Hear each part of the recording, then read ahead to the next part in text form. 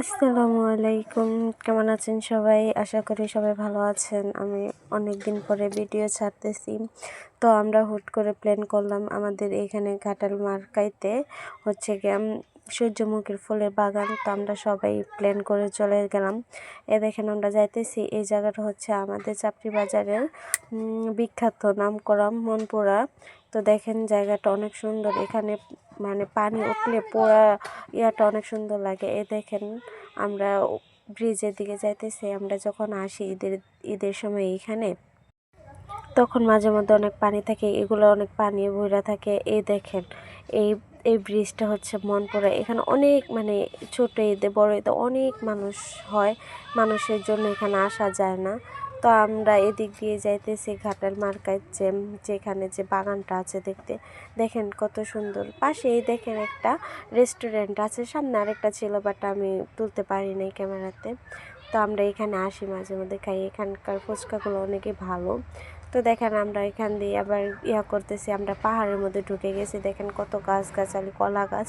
আর এই হচ্ছে লেবুর বাগান আর কি, লেবু গাছের বাগান। অনেক অনেক বড়, এটা গাড়ি থেকে তার ওইভাবে দেখা যায় না।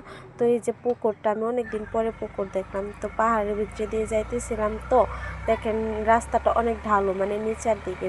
তাই আমি ভিডিওটা করতেছিলাম নিচের দিকে। রাস্তাটা অনেক সুন্দর, উঁচা নিচা পাহাড়ের মতো, সাইডে কত সুন্দর গাছপালা।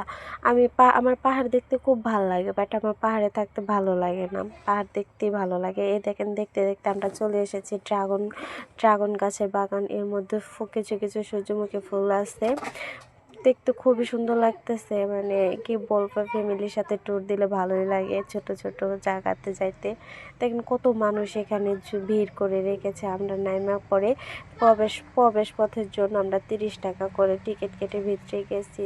ভিতরে যাওয়ার পরে ওয়েদারটা অনেক সুন্দর ছিল। দেখেন কত মানুষ, কত কি, এত সুন্দর একটা কি বলবো, যে মানে দেখেই খুব ভালো লাগছে যে কত মানুষ এখানে, কত মানে আমাদের এলাকায় যে এরকম আছে, সৌন্দর্য আছে দেখার মতো, আগে জানিনি। দেখেন চারিদিকে পরিবেশটা অনেক সুন্দর।